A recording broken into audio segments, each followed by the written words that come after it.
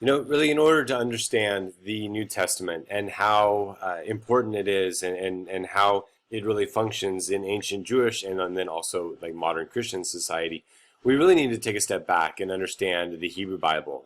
Why the Jewish people became a book religion in the first place is going to be a key question. And so if you can get from this video why the Jews wrote a Bible and how that really influenced later Christians, you will be really on the road to success in order to understand the key aspects of this video.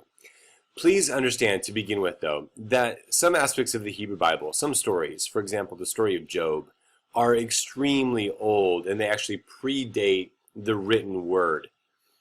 A lot of scholars therefore argue that these stories existed in oral tradition. Now, don't think of oral tradition as like that game of telephone that we would play in elementary school. Because in oral societies, and please get this, in oral societies, oral tradition is very accurate. They take a lot of care to make sure that the stories don't change from one generation to the next. Now, in literate societies, oral tradition may not be as accurate, but please recognize that in oral societies, that they didn't have a written word, oral tradition is extremely accurate. But once these stories began to be written down, they would write them on kind of clay tablets, as I show you here, stone. This right here is what we call papyrus, which is kind of the ancient form of paper that much of the New Testament was actually written on. Now, what I want to deal with is really why the Jews had a Bible in the first place. In order to do that, I need to show you the process of writing. So many of these stories existed in oral tradition. Again, we cannot underestimate the fact that the stories of creation, the stories of Abraham, of Isaac, of Jacob, the stories of Noah, the stories of Moses and the Exodus, that almost all of those stories existed in oral tradition. Now and you can see how 2 and 3 are going to be deeply related here. Once we started to see the emergence of writing, this oral tradition was written down. But I'm going to show you guys here in a second that there was a very specific reason why the Jews wrote and collected their material. So once the oral traditions were written down, they were collected, they were edited quite often, and then the material came to have authority. Again, it became scripture, and then finally the canon. A canon with one N is a list.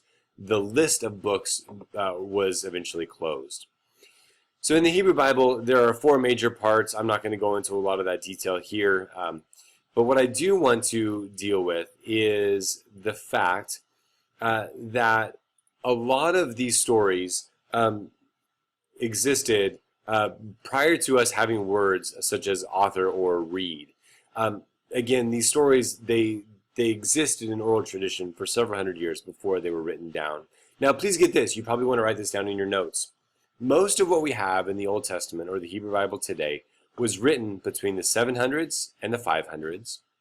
So that means the 8th century BCE through the 6th century BCE. They were collected and edited in the 6th century through the 4th century BCE. And they were finally closed in the latter part of the 1st century. So please get this. Something must have happened in the 8th and 6th centuries that caused the Jews to write and to collect their literature. So what was that? This is just a brief history of the ancient Jews, and you need to really pay attention, and you probably need to put this in your notes. A lot of scholars think that the Jewish people began somewhere down here in the southern part of either Israel or the northern part of Egypt. In fact, the story of Moses and the Exodus talks about the Jews being liberated out of slavery down here from Egypt into what is known historically as kind of the land of Israel. So the Jews, they migrated north, and this land was all occupied, and so they had to kind of fight their way in order to get this land. But eventually, they started to want a king. And so you guys remember that there was King Saul, and then there was King David, and then there was King Solomon. And what they did is eventually, Saul kind of had the vision, David had kind of the motivation, and then Solomon eventually dedicated the Jewish temple. So the Jewish temple was down here where the red dot is, down here in Jerusalem. And this is super important because what the Jews would do in the temple is they would worship. They would make sacrifice. And also write this down in your notes too. Worship reinforces identity. So when a group of people gather together to worship God, to sing songs, to listen to stories, to listen to sermons, and then the way in which the Jews would worship then was to make sacrifice. What that does is that reinforces the identity of the people. In the same way that, like, whenever people in America celebrate July 4th, not only are they just eating hot dogs and shooting off fireworks, but what they're doing is reinforcing their American identity. So what the Jews would do down here in the temple in Jerusalem is they would worship. And the way that they would worship was by making animal sacrifice. Now, in the year 722 BCE, or 721, depending on how scholars date it, notice the Assyrian Empire up north. They wanted to make it down here towards Egypt because there's a lot of trade down here. There's a lot of economic growth down here.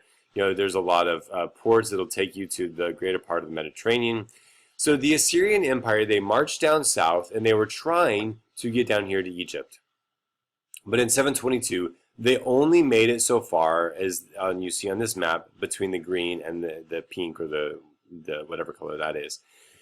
So this is called the Northern Kingdom right here. In other words, we've called it Israel.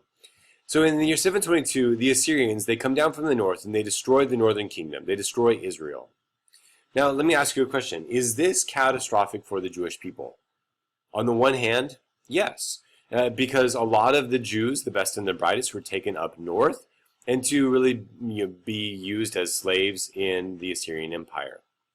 But on the other hand, this wasn't wholly catastrophic for the Jewish people, because down here in Jerusalem, they had their temple. And again, what does worship do? It reinforces the identity of the people. So there was still a large pocket of Jews down here in the southern kingdom, which is what we call Judah. However, later on, the Babylonian Empire destroyed the Assyrian Empire, and they had all of this land. If you can kind of follow my cursor here. They had all of this land, and they too wanted to come down and to destroy the southern kingdom, to destroy Judah, and make it down here to Egypt. And so in the year 586, the Babylonians now, they proceeded south, they fought, and they were victorious. They destroyed the walls around Jerusalem, and even more problematically for the Jews, they destroyed the temple. So please get this, in 586 BCE, the Jewish temple was destroyed by the Babylonians. Now, eventually, the Persians take over. They let the Jews kind of go back to their land, and they rebuild their temple starting in 539, is when it was dedicated. But they rebuild their temple, but something crucial is going to happen between 586 and 539. And so what is that? I'm going to just briefly talk about this. Again, I said we saw the emergence of writing. I'll allude to this just briefly. Number 3, the destruction of the temple and the Jewish exile. That is going to be the central thing you need to take from this video, because this is why the Jewish people wrote their Bible in the first place. So, if we were to look back at the Jewish people in the year 622 BCE, the Jews had started to look a lot like other nations. They really didn't kind of resemble their Jewishness. They didn't really worship God. They didn't really practice their religion as they had in the past. And so there was a book, the book of Deuteronomy actually, which was discovered in the temple. And this book was read out loud, and this was used as a way to reform the Jewish people. This was the first time that religion and actions were based on a document. Now, that's a bit secondary to this. Remember, as I said, in 586 BCE, the Jewish temple was destroyed. So the essential question is, remember when this happened, when the fall of the temple down here in Jerusalem, when this happened, the essential question was not necessarily who are we, that is going to be a part of it. It's not going to be where do we worship, Well, I mean, that's going to be a question, but that's not the essential question. The question is going to be, how do we worship? How do we worship God when all of the ways in which we worship God in the past have now been destroyed? So I hope you can kind of start to think forward to what the argument is going to be. There is a Psalm 137, that records this quite beautifully. It says, by the rivers of Babylon, there we sat. Remember the Babylonian Empire, they were the ones who destroyed the kingdom. There we sat and there we wept when we remembered Jerusalem. On the willows there we hung our harps, and our captors asked us for songs, and our tormentors asked us for mirth, saying, sing us one of those songs of Zion. But how can we sing the Lord's song in a foreign land? In other words, how can we worship God without the temple? So what are they going to do? The way I often talk about this is my grandmother's house caught on fire several, 20 or 30 years ago. And this was before computers were really around. And they were able to go into my grandma's house and get something. So I always ask students, what did they get? Most people say, well, they got a Bible. Well, good guess, but no. So what did they get? They got a photo album. They went in and they got the photos of my grandmother's house, because photos tell stories, and stories are ways in which people reinforce identity. And so what they did is, when the temple was destroyed, they start writing and collecting their books. Please get that. When the temple was destroyed, they write and they collect a whole bunch of their literature, a whole bunch of their books. And so when they go down and rebuild their temple, and they rededicate their temple, they can start worship by making sacrifice again. But now they have another form of worship. They go into a place which was called the synagogues. They would read stories. They would have a priest kind of preach about those stories. And what they were doing is they were creating a new form of worship. And so when they are back in their temple, are they going to get rid of sacrifice? Well, no, they are not. Are they going to get rid of worship by books? No. In other words, what they have now is they have two forms of worship. Now get this, so we fast forwarded quite a ways. Now we're in the year 70 CE. In the year 70 CE, it happened again. The Jewish temple was destroyed a second time. But let me ask you this. Is this destruction of the temple as catastrophic for the ancient Jews as the one was in 586? I hope your answer there is no. It was not as catastrophic for the ancient Jews as it was in 586, because the Jews had another form of worship. They had another way to worship, and that was by using their stories, using their books. And so what the Jews did during 586 BCE, when the temple was destroyed, and basically 300 BCE, is they were creating a form of worship.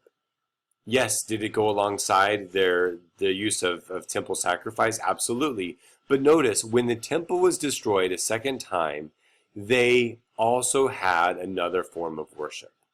So I want to conclude with this. In the year 90 of the Common Era, the Jews gather at a place called Yavna.